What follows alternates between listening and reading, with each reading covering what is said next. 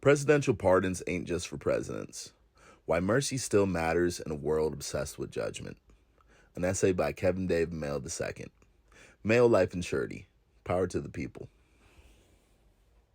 Presidential pardons aren't just for presidents, they're for the people. They're about grace. They're about forgiveness. They're about the power to reset a story that the world has already written off. When most folks hear the term presidential pardon, they think of some rich man doing a favor, handing out Monopoly cards to his homies. But that's a shallow take. A pardon is one of the oldest, most sacred, and most misunderstood tools in the American legal system. It was designed to reflect mercy, not politics. And in an era where folks get canceled over a tweet, dragged through the mud for one bad mistake, and branded forever off one bad chapter, forgiveness from the highest office in the land might be more necessary now than ever. So, what is a pardon really? A presidential pardon is a form of executive clemency. It doesn't erase the crime, it forgives the punishment. It restores rights, clears records, and offers a second chance. And the power behind it? Untouchable. Courts can't overrule it. Congress can't undo it. That's raw, righteous power when used right. But here's what people miss. The pardon isn't just a White House thing. Governments have it too. Parole boards and clemency committees can recommend it. And even some prosecutors and district attorneys have discretion to extend informal mercy. And every time someone in authority exercises that mercy, it ripples downward. It reshapes the moral compass of that courtroom, and judges start thinking differently. Prosecutors start showing more humanity, and sentencing starts to include context, not just code numbers. Cynthiana Brown wasn't the first, but she changed everything. Take her case, for example. She was convicted of killing her captor after years of being trafficked and abused. 15 years into her sentence, the Tennessee governor granted her clemency. She walked out of prison in 2019. Now picture another young woman with a similar story sitting in a courtroom today. That precedent exists, and that pardon sends a message. Maybe this isn't just a crime.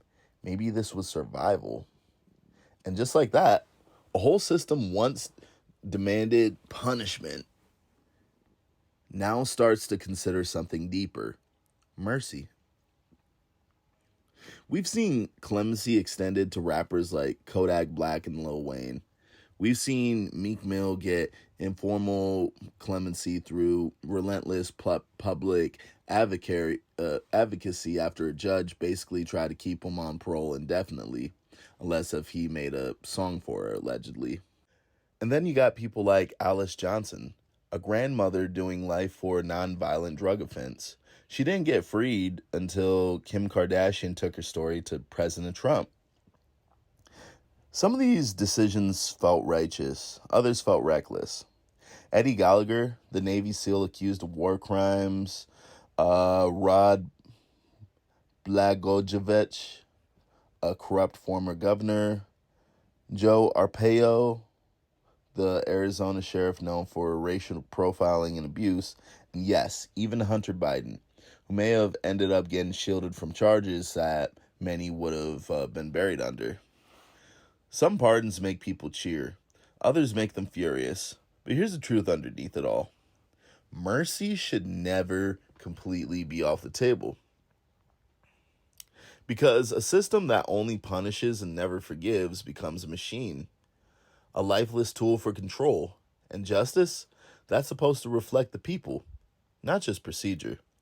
We need pardons at every single level. We don't just need presidential mercy. We need clemency in every courtroom, police department, parole board, and public school discipline hearing. Because justice without mercy is just revenge in a suit.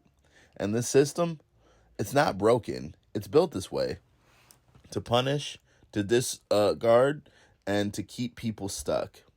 So when a pardon comes along, I don't see corruption. I see correction. Sure, some pardons are transactional, some are political, but that doesn't mean that the concept is flawed. It means that we have to be vigilant about who's doing the pardoning and why. Because when done right, a pardon isn't just mercy, it's a public declaration. People are allowed to evolve. And if we live in a culture that's constantly evolving, shouldn't our justice system evolve with us? We live in a time where people are addicted to punishment, addicted to shaming, addicted to dragging someone before even trying to understand them. And that's not strength. That's fear. That's control. That's shame, weaponized. But pardons, they tell a different story. They say, I can see the full picture. You're more than your worst mistake. And you could still come home and rebuild. We need more of that energy. More mercy for the mom who just wants her voting rights back. More mercy for the man doing 20 years for weed while dispensaries are on every corner. We need mercy for the woman who defended herself from violence but got locked up because the system ignored her truth. Presidential pardons aren't about fame. They're about the forgotten. They're about what we're willing to forgive. They're about how we judge, not just legally, but morally, spiritually, and culturally. This country loves to talk about second chances, but the truth is, we rarely give them. That's why the power of the pardon matters, because with one stroke of a pen, you could literally change the course of millions of people's lives. And for that reason alone, I'll always believe and support pardons. If no one else is planning for your second chance, then you should be. Let's build a life insurance policy that forgives the past and builds your future. Call me at 419-239-3732 or email me at kevinmayo2012@gmail.com today. And if the court's got you boxed in, I'll be your mercy in real time. 15-minute jail release. Real bonds, real help. Mayo Life and Surety.